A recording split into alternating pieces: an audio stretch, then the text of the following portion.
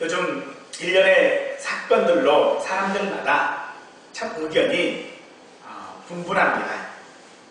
누가 맞고 누가 틀렸는지를 구분하기가 굉장히 어렵습니다. 우리가 이런 것들을 갑론을박이다라고 이야기를 하지요. 또 TV 개그 프로그램 중에 보니까 광록이라고 하는 학생이 하나가 나오는데 거기 보니까 이 학생이 학교 짱이에요. 그런데 선생님의 말이나 이런 다른 아이들의 말이 아니라 친구들의 말을 더 잘 듣는 그런 좀 어리버리한 그런 학교 짱으로 나오는 것들을 보게 되어지죠. 그런 것들을 생각해 볼 때에 우리가 어떤 말을 하고 누군가에게 어떤 나의 의견을 주장을 하고 또 내 말을 하고 할 때에 그 말이 정말로 우리 아이들 말처럼 잘 먹히느냐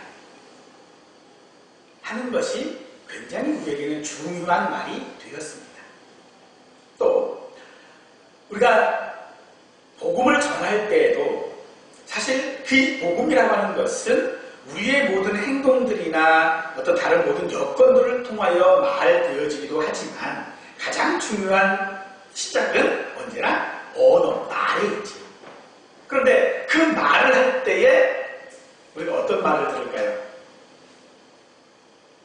무시당하는 말을 들을 수밖에 없는 경우들이 많이 있는 것들을 보게 되어지죠. 여러분들은 혹시 무시를 당해본 적이 있으십니까? 사람들은 자기를 무시당했다라고 생각을 하면 굉장히 기분이 안 좋습니다. 특별히 이 무시당한다라고 하는 것은 자기의 어떤 의견들을 말하는 때보다 자기의 어떤 요구를 이야기를 했는데도 불구하고 그 요구가 무시되어졌을 때에 사람들은 더 기분이 좋지 않지요. 그러나 이것은 비단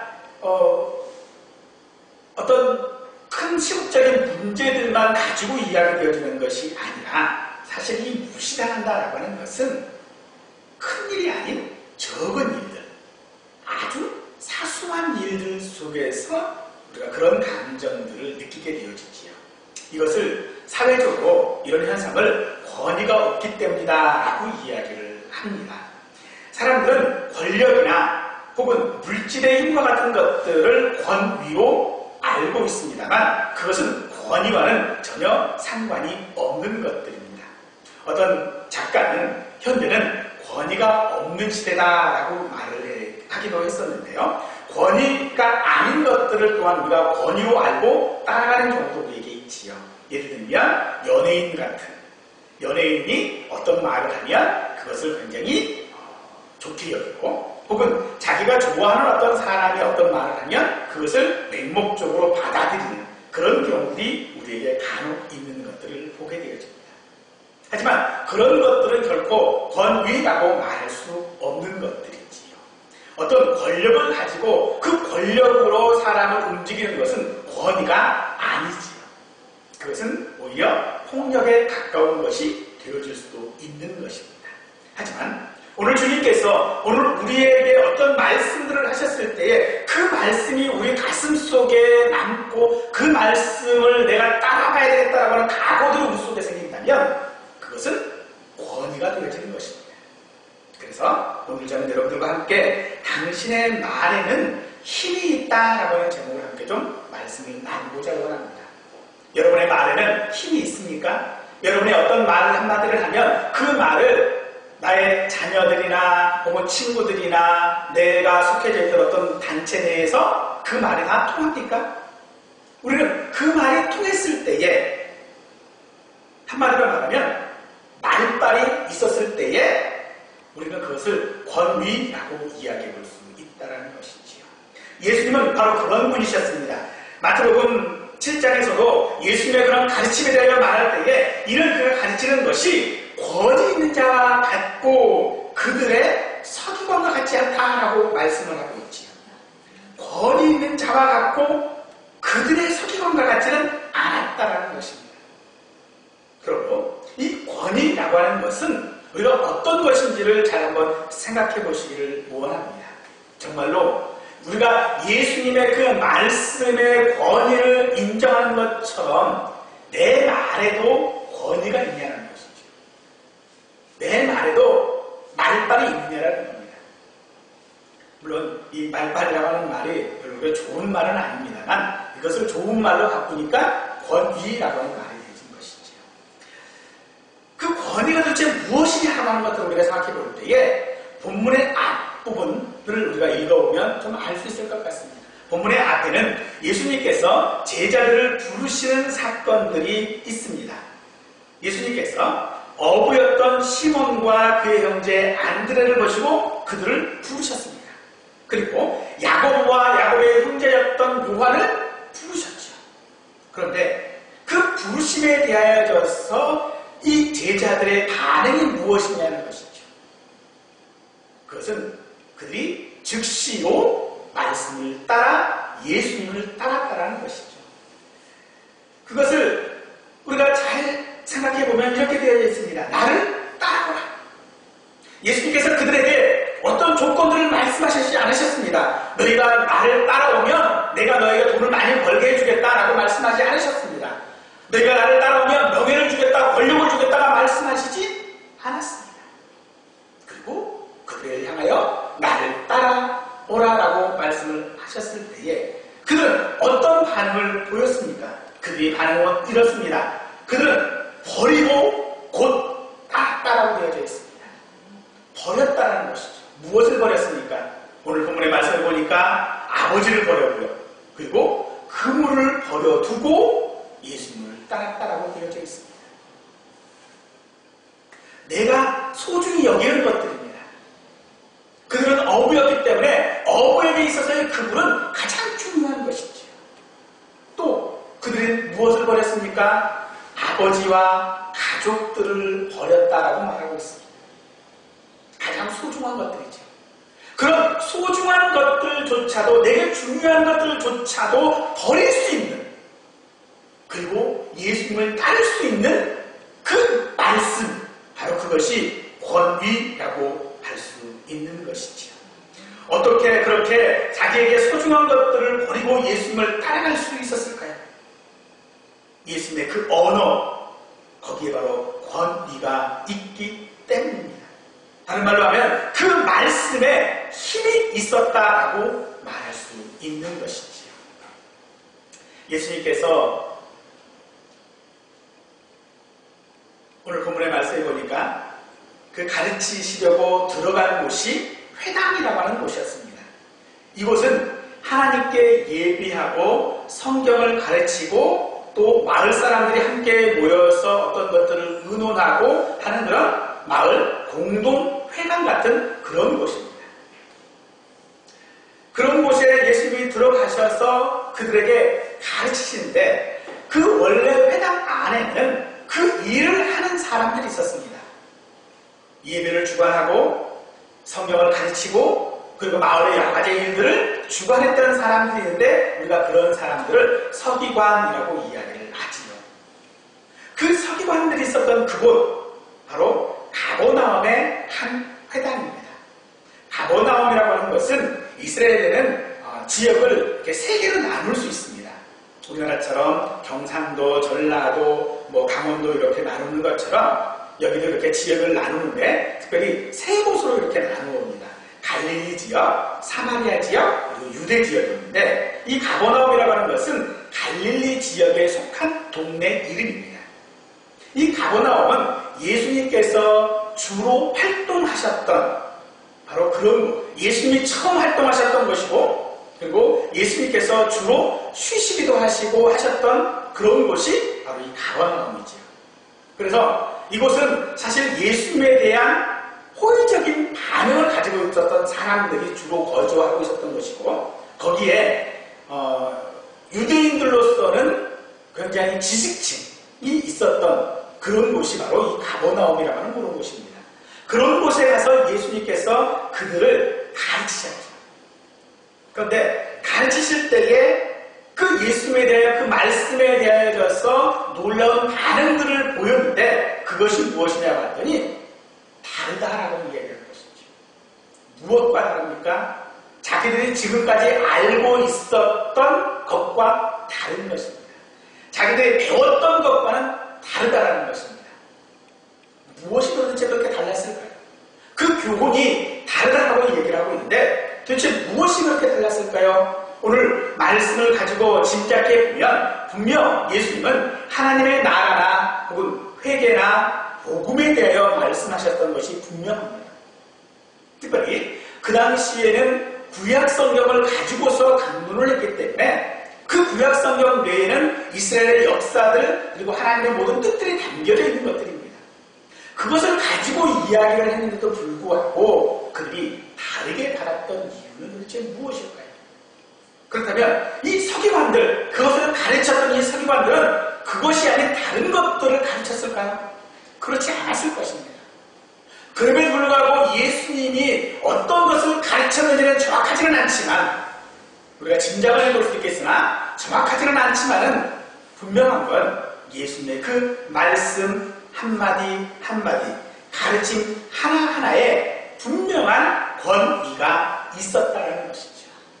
그 권위는 결국은 그 말씀에 대한 가장 신뢰할 수 있는 것이다 라고 하는 이야기가 되어질 수 있는 것입니다. 여러분들 전문가라고 하는 사람들의 이야기를 간혹 우리가 듣지요. 자동차에 대한 전문가, 컴퓨터에 대한 전문가, 혹은 IT에 대한 전문가, 그런 전문가들에 대한 이야기를 우리가 들을 때에 그 전문가의 말들 가운데 누구 말을 믿을 것이냐라고 하는 것을 우리가 어떻게 결정할 수 있을까요? 자동차가 가다가 고장이 났어요. 그 고장난 자동차를 전문가에게 갔더니 이 사람은 이거라고 하고 이 사람은 저거라고 했을 때에 누구 말을 더 들을 수 있을까요? 그것은 내가 누구를 더 신뢰하느냐는 것에 달려져 있는 것입니다. 그런데 이 예수님의 이 가르침을 들었고 또 서기관들의 가르침을 드렸던 사람들의 반응이 무엇이었습니까? 서기관들보다 예수님의 가르침이 더 자기들이 신뢰할 만하다라고 하는 말을 하는 것입니다. 오늘 우리는 어떻습니까? 오늘 우리는 누구의 말을 더 신뢰합니까? 하나님의 말씀을 더 우리 마음 가운데 신뢰하고 있습니까? 아니면 사람들의 말을 더 신뢰하고 있습니까? 우리는 말로는 분명히 가장 많이 들었던 것들이 어떤 것이냐면 사실 하나님의 말씀입니다. 우리가 세상을 살아가면서 또 신앙생활에 나가면서 하나님의 말씀들을 정말로 우리는 많이 듣고 있습니다. 그런데 오히려 우리는 누구의 말을 더 신뢰하고 있습니까? 하나님의 말씀이 아니라 세상의 말을 더 신뢰하고 있는 것이라는 것이지요. 그래서 그거는 말씀일 뿐이지 어떻게 그 말씀대로 살아? 그것은 이론에 불과한 것이고 그것은 마치 유토피아를 이야기하는 것과 무엇이 달라라고 말하는 것입니다. 그래서 그건 안 돼 라고 이야기를 하지요. 하지만 예수님의 말씀에는 분명한 것은 권위가 있었습니다. 이 권위는 무엇을 더 끌어냅니까? 행동을 끌어낼 수밖에 없는 것입니다. 제자들은 예수님의 그 말씀 가운데에 자기들의 그 행동을 즉시로 보였던 것들을 보게 되어지죠. 사람들은 고백합니다. 그래서 이 예수님의 이 권위는 서기관들 것과는 같지 않았다고 말합니다. 그들이 서기관당에서 모든 일들을 주도적으로 했던 그런 사람들인데 그런 것들과는 분명히 달랐다는 것입니다.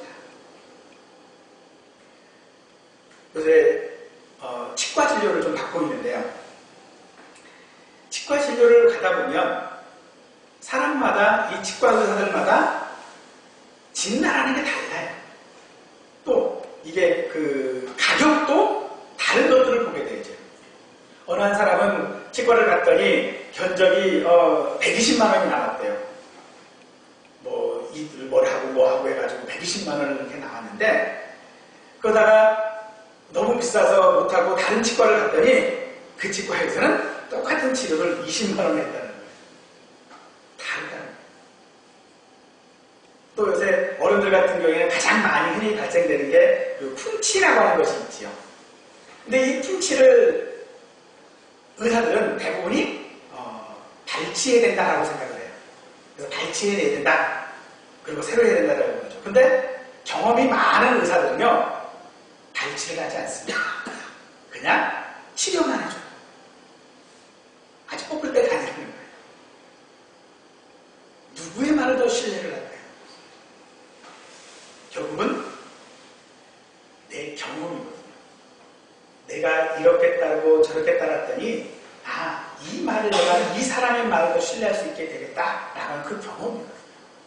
그런데 예수님의 그 말씀은 사실 제자들이 경험하지 못했습니다. 분명한 건 서기관들의 말은 서기관들의 그 언어에는 경험을 했거든요. 그런데 그들의 가르침이 뭐였습니까? 인본주의적인 것이었고 개인적인 것이었고 이기적인 것이었고 그리고 욕심이 있는 것들이었다는 것이죠. 그런데 예수님은 그렇지 않고 권위가 있었다는 것입니다. 그 권위를 우리가 더 잘 알 수 있는 또 다른 방법이 하나가 되어 있습니다. 무엇을 가지고 우리가 더 잘 알 수 있을까요?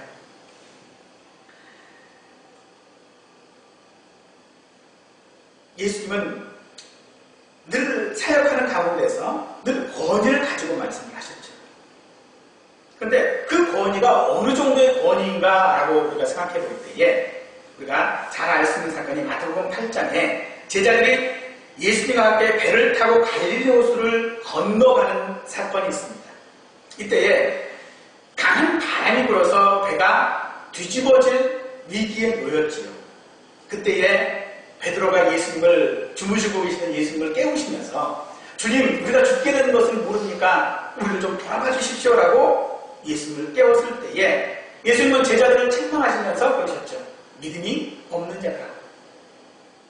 그리고 바람에게 바다에게 꾸짖으시며 말씀하셨을 때에 그들이 잠잠해진 것들을 경험하게 되어지죠. 그 경험에 대해서 제자들은 이렇게 고백합니다. 어떤 사람이기에 그리고 그가 누구이기에 바람과 바다도 순종하는가라고 묻고 있죠. 이것이 바로 예수님께서 가지고 계셨던 그 말씀의 권위입니다. 사람만 그 말씀을 듣고 권위를 인정하거나 혹은 사람들만 어떤 교감을 가지고 어떤 생각을 할 수 있는 존재들만 말씀에 대한 권위를 인정하는 것이 아니라 자연도 예수님의 말씀의 권위에 대하여 인정하고 순종했던 모습들을 보게 되어지죠. 도저히 생각이라고 하는 것을 가지고 있지 않은 어떤 논리를 가지고 있지 않은 존재들에게조차도 예수의 말씀은 권위를 가졌다는 것이죠. 그래서 그들은 분명히 합니다. 어떤 사람이기에 그가 누구이기에 라고 묻는 것이죠. 그러나 하지만 그들의 그 물음은 결코 예수님의 그 권위에 대한 물음인 것입니다. 어떤 권위를 가졌기에 어떤 권위를 가졌기에 그렇게 할 수 있는가? 라고 말하는 것입니다. 바로 그것은 하나님의 말씀이기 때문에 그렇습니다. 사람의 말에는 의사를 전달하는 역할을 합니다. 하지만 하나님의 말씀은요, 의사를 전달하는 데 그치지 않고 그 속에 능력이 있습니다. 힘이 있습니다. 주님께서는 오늘 우리에게 여러 가지 말씀을 하셨을 뿐만 아니라 창세기를 보면 하나님께서는 말씀으로 세상을 창조하셨던 것들을 우리는 알 수 있습니다. 여기서 이야기하는 이 말씀이라고 하는 것은 언어를 말하는 것입니다. 언어를 통하여져서 만들었다는 것입니다. 도깨비 방망이를 말하는 것이 아닙니다. 그 말에 힘이 있다는 것입니다. 이론적으로나 원칙적으로 말하는 것이 아니라 혹은 유토피아를 말하고 있는 것이 아니라 하나님의 말씀의 능력, 그것은 힘이 있음을 우리에게 말씀해주고 있는 것이죠. 그래서 우리는 그분의 그 말씀의 권위를 인정하고 그 말씀을 따를 수밖에 없는 것입니다. 예수님의 능력이 어떻습니까? 그것을 잘 또한 보여주는 한 사건이 있었는데 바로 백부장의 하인을 고치신 사건이지요. 예수님 앞에 로마의 백부장이었던 한 사람이 예수님 앞에 나옵니다. 그리고 예수님께 간청을 하지요. 내 하인이 병들어 지금 죽게 되었으니 고쳐주십시오. 예수님은 그 요청을 들어서 그래 내가 가서 고쳐주겠다라고 말씀하셨을 때에 백부장은 이런 놀라운 고백을 합니다. 아니요, 예수님. 예수님이 나에게 오는 것을 내가 감당하지 못하겠으니 말씀만 하십시오. 그러면 내 하인이 낫겠습니다. 말씀만 하시면 하인이 낫겠습니다 라고 말하고 있는 것입니다. 말씀만 하소서. 말씀만 하소서. 이것이 예수님의 권위요 하는 말씀의 능력인 것입니다. 주님께서는 우리에게 날마다 말씀하십니다. 내가 너를 사랑한다. 내가 너를 고쳐주겠다. 내가 너를 회복시켜 주시겠다. 말씀하십니다. 그런데 백부장에게도 그와 같은 말씀을 하셨고, 그리고 백부장은 하인이 낳은 놀라운 은혜를 경험했는데, 똑같은 말씀들을 오늘 우리에게 주시는 그 예수님의 말씀에 우리는 어떤 반응을 보이고 계십니까? 그럴 수가 있나? 그럴 수가 있나? 어떻게? 라고 말합니다. 그러므로 오늘 우리가 예수님의 말씀, 아니 내 말에 힘이 있으려면 우리는 그 말에 순종하고자 하는 자세가 우리에게 필요한 것입니다. 시 119편 9절 말씀은 우리에게 이렇게 말씀하십니다. 정령이 무엇으로 그 행실을 깨끗게 하리이까? 주의 말씀만 지킬 따릅니다 라고 이야기를 하고 있습니다. 우리가 주의 말씀을 따르면, 그 말씀을 따라서 우리가 행동을 하면 행실이 깨끗하게 됩니다. 무엇으로요? 하나님의 말씀으로 깨끗하게 되어지는 것입니다. 내가 가서 씻는 것이 아니라는 거죠.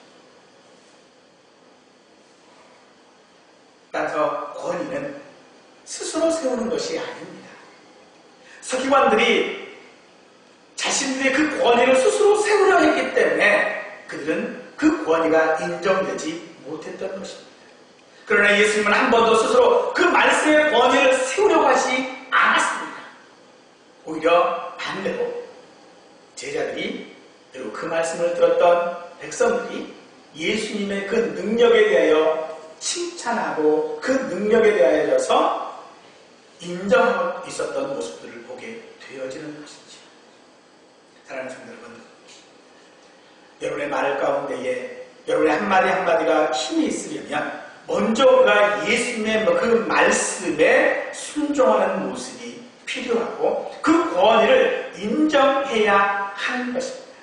그 말씀대로 내가 행동해야 될 필요성이 있음을 우리는 인정하고 그 말씀을 따라가는 것이 우리에게 필요합니다.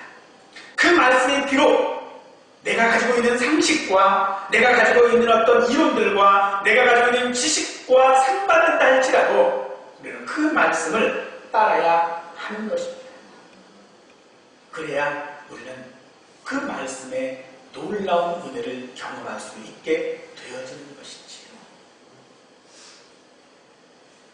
그런 예수님의 말씀에 경험을 했던 한 사람이 또 있습니다.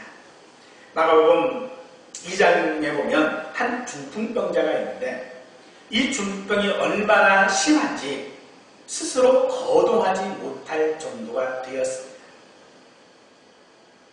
그 중풍병자를 네 사람이 들것에 들어서 예수님께 나왔지만 예수님께 가까이 갈 수도 없자 그들은 예수님이 계신 집의 지붕을 뚫고, 우리처럼 콘크리트 집이 아니기 때문에 뜯을 수 있어요. 이렇게 나무처럼 얼기설기 섞여져 있는 그런 곳이기 때문에 뜯을 수가 있습니다. 그 지붕을 뚫고 그 중풍병자를 예수님 앞에 내렸습니다. 그런데 그렇게 내리자 예수님은 그들에게 믿음들을 보시고서 말씀하실 때에 소자야, 내 죄가 사함받았다 라고 하는 말씀을 하시면서 그에게 이렇게 이야기하죠. 내 상을 들고 일어나 나가라. 그랬더니 그 중풍병자가 어떻게 반응을 합니까? 꼼짝하지 못하는 이 중풍병자가 그가 일어나 곧 상을 가지고 모든 사람 앞에서 나갔다라고 고백하고 있습니다. 참 놀라운 일 아니겠습니까? 중풍병자입니다. 전혀 거동을 하지 못하는 중풍병자. 이 중풍병자라고 하는 말을 언어로 보면 마비된 자라고 되어져 있습니다. 전신이 다 마비된 자예요. 다 마비가 되어져 있는 사람인데 이 사람이 예수님께서 말씀하시자 자기의 그 누웠던 그 침상을 들고 걸어서 나갔다. 이것이 예수님의 말씀이 가지고 있는 힘입니다. 사랑하는 성도 여러분, 이 힘을 우리도 함께 경험할 수 있는 분들이 되시기를 원합니다. 그들은 다른 의견을 가지고 있지 않았습니다. 그들은 의심하지 않았습니다. 그들은 그 말씀에 즉시로 순종했던 것입니다. 그래서 우리는 즉시로 잘 순종하지는 않습니다. 자꾸 조건을 따지고요, 형편을 따지고요, 내가 할 수 있을까라고 하는 내 능력을 먼저 시험해보고자 하는 것입니다. 권위를 인정하는 것은 말씀을 즉시로 순종한다는 행동도 있지만 또 지금까지 자신의 행동이 잘못되었다라고 하는 것을 인정한다는 것도 사실 포함하고 있습니다. 바로 중풍병자가 그랬거든요. 중풍병자가 지금 현재 마비된 상태로 누워져 있다라고 하는 것이 잘못된 것이거든요. 그래서 그는 즉시로 그 잘못된 것을 고칠 수 있었습니다. 우리의 모든 그런 잘못된 것들을 또 한 번 지적해 주는 것이 본문 후에 나오는 그 회당 안에 귀신 들린 사람이 있었습니다. 그 귀신이 예수님의 그 가르침을 듣자 즉시로 반응을 보여요. 예수님께서 너 귀신 들렸구나 라고 말씀하신 것이 아니라 그 말씀, 가르치신 말씀을 들었을 때에 그 귀신이 즉시로 반응을 보이게 되는데 놀라운 것은 그 귀신 들린 그 사람이 어디에 있었냐는 것이죠. 회당 밖에 있었던 것이 아닙니다. 회당 안에 있었다. 마을 사람으로 그리고 공동체로 귀신 들린 채로 살아왔지만 아무도 그가 귀신 들린 사람인 것을 알지 못했습니다. 왜요? 그래야 회당 안에 들어올 수 있거든요. 귀신 들린 자를 회당 안에 들어오게 하겠습니까? 그렇지 못하거든요. 그런데 회당 안에 있었다는 것은 그들이 그것을 구별하지 못했다는 것입니다. 그런데 말씀의 권위에 의하여 그들은 그것이 구별되어지고 드러나게 되어졌을 때에 그 귀신이 예수님께 어떤 말을 하고 있습니까? 바로 나는 당신이 누구인지를 안다. 어떻게 그렇게 권위 있는 말씀을 하실 수 있는지 안다라고 그런 고백하고 있죠. 뭐라고 그러십니까? 하나님의 거룩한 자이기 때문이다라고 말합니다. 예수님이 우리에게 권위가 있는 이유 바로 그것입니다. 하나님의 거룩한 자이기 때문에 그렇습니다. 아니 오늘 우리가 세상 사람들 앞에서 우리의 말에 힘이 있어야 되는 이유는요, 우리가 하나님의 자녀이기 때문에 그렇습니다. 우리가 하나님의 자녀이고 하나님의 거룩한 자이기 때문에 우리 말에도 그렇게 힘이 있어야 한다는 것이죠. 우리 말도 그렇게 세상 사람들과 구별되어지는 것이 분명히 있어야 한다는 것입니다. 그런데 요새 와서는 우리 믿는 사람들이 잘 구별되어지지 못하고 있는 것 같습니다. 말하는 말을 해도 그 말이 세상 사람들과는 구별되어지지를 않습니다. 어떤 행동을 해도 그 행동이 믿는 사람인지 믿지 않는 사람인지 구별되기가 어렵습니다. 오히려 반대로 자기가 믿는 사람이라고 하는 것을 드러내려고 하는 경우는 간혹 보지요. 그런데 그 드러내는 것이 결코 도움이 안 돼요. 오히려 드러내는 것이 하나님의 영광을 가리게 되어지는 경우가 많다는 것입니다. 그런 사람이 한 분 있었죠. 예전에 유승준이라고 하는 그런 가수가 나가 있었는데 우리 학생들은 아는지 모르겠어요. 근데 이 가수가 굉장히 칭송을 많이 받았어요. 무엇 때문에? 믿는 사람이라는 것 때문에. 그리고 자기는 하나님을 믿는 사람이기 때문에 좋은 일을 굉장히 또 많이 했어요. 기부도 많이 하고. 그런데 그가 군대 퇴해가지고 미국으로 도망가 버렸어요. 군대 안 가려고 미국으로 가버렸죠. 과연 그가 믿는 사람이라는 것을 드러낸 것이 하나님께 영광이 되었나요? 그러지 못하잖아요. 우리가 그런 경우들이 너무 많다는 겁니다. 내가 믿는 사람이라는 것을 드러내려고 자꾸 해요. 그런데 권위는 내가 드러내서 생기는 것이 아니에요. 드러내서 생기는 것이 어떤 자격이 있어서 생기는 것이 아니라는 것이에요.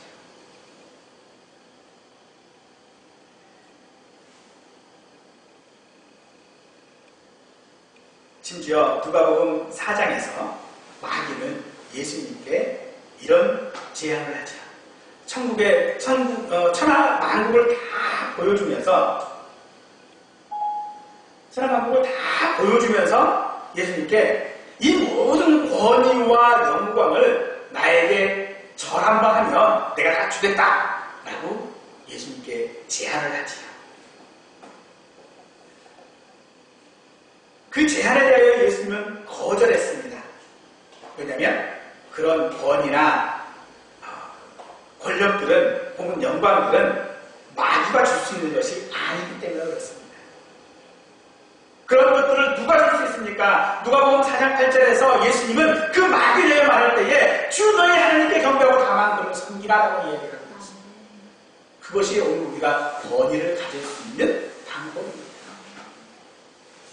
내 말에 힘이 있고 내 말에 말빨이 있기 위해서는요,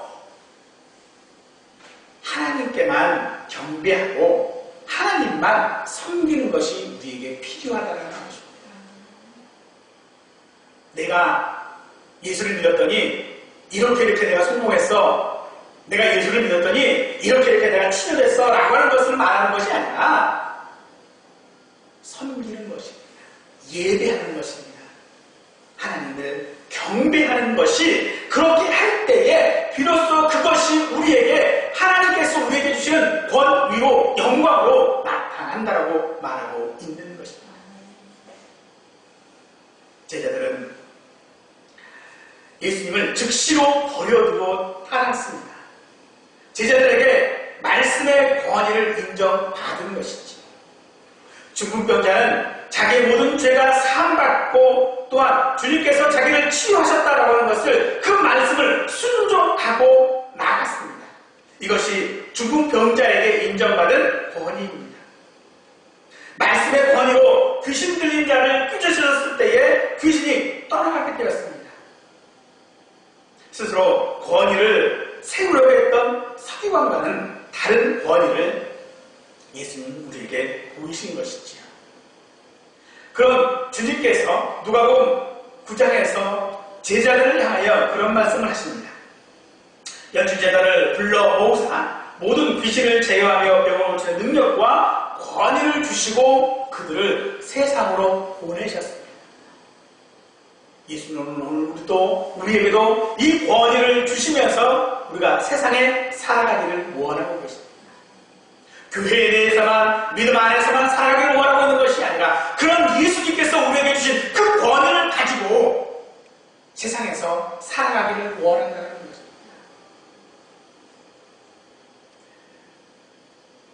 또 오늘 우리가 그 권위를 이제 우리가 받아야만 할 것입니다. 말씀을 선포하고 있는 저에게만 있는 권위가 아닙니다. 세상에서 소금으로 빛으로 살아가고자 하는 그리스도인 모두에게 있어야 하는 것이 바로 그 예수님의 권위입니다. 그 권위가 무엇입니까? 그것은 바로 소금의 맛을 가지고 살아가는 것이 바로 우리 그리스도인의 권위입니다. 빛으로 세상을 밝히 보이는 자가 바로 그 권위라고 할 수 있는 것이죠. 그럼에도 불구하고 소금의 그 맛을 잃어버리고 빛을 잃어버린 우리의 모습들 가운데에 주님은 우리에게 이런 말씀을 하십니다. 디도서 2장 15절에서 너는 이것을 말하고 권면하며 모든 권위로 책망하며 누구에게서든지 업신여김을 받지 말라라고 말하고 있습니다. 업신여김을 받지 말라라고 하는 것을 무시당하지 말라라고 하는 것입니다. 누구에게든지 무시당하지 말라는 것입니다. 어떻게 무시를 당합니까? 왜 우리가 무시를 당합니까? 왜 우리의 말에 힘이 없습니까? 그것을 신뢰하지 못하기 때문입니다. 그 말과 행동이 다르기 때문 아닙니까? 그렇다면 오늘 우리가 예수님께서 우리에게 위임하여 주신 그 권위를 가지고 우리가 세상을 책망할 수 있고 그 권위를 가지고 세상을 권면할 때에 우리가 무시당하지 않으려면 오늘 우리에게 무엇이 필요합니까? 바로 예수님의 말씀대로 살아가는 것이, 그 말씀대로 행동하는 것이 우리에게 필요한 것입니다. 단순히 주님의 이름으로 행동하고 주님의 이름으로 말하고 성경적인 용어를 이야기하고 어떤 행동의 패턴들을 보이는 것을 우리가 권위라고 말하고 있지 않습니다. 마태복음 7장 22절 이하의 말씀을 보니까 예수님께서 불법을 행하는 자들을 도무지 알지 못한다라고 하는 것을 말씀하셨습니다. 그런데 그 불법을 행하는 자들이 어떤 사람인가라고 봤더니 그들은 주의 이름으로 병자를 고치고 주의 이름으로 어떤 일이든지 했던 사람들입니다. 그런데 주님은 그들을 불법을 행하는 사람이라고 규정하고 있죠. 무엇 때문에 그렇습니까? 그들이 말하는 것과 행동하는 것이 달랐기 때문에 그렇습니다. 오늘 우리가 하나님 앞에 이 말씀을 들었을 때에 그 말씀에 내가 아멘하고 따라간다면 우리는 세상 사람들로부터 무시당하지 않습니다. 우리는 세상 사람으로부터 너나 잘하세요 라고 하는 말을 듣지 않을 것입니다. 오늘 우리가 주의 말씀의 그 권위를 우리가 스스로 인정하고 그 말씀에 따라서 내가 행동한다면 그 행동은 결코 내 말도 힘있게 만드는 것입니다. 말로 힘이 되어지는 것이 아니라 내 행동이 내 말을 뒷받침하고 있기 때문에 그 말은 힘이 될 수밖에 없는 것이지요. 아이들한테 그런 말을 가끔 우리가 하는 경우가 있습니다. 좀 공부 좀 해라. 그런데 아이들이 그 말에 대해 엄마는 공부 잘했어. 이제 그 말 나오면 엄마가 더 이상 할 말이 없죠. 왜 그렇습니까? 행동과 말이 다르기 때문에 그렇습니다. 사랑하는 성도 여러분, 우리의 말에는 힘이 있어야만 합니다. 그 힘은 나에게서부터 나오는 힘이 아닙니다. 그 힘은 예수님의 말씀을 내 심정 가운데에, 내 마음 가운데에 새기고 그 말씀을 내가 따라갈 때에 내 말에는 자연적으로 힘이 생기게 되어지는 것입니다. 오늘 저와 여러분들이 그 힘, 나의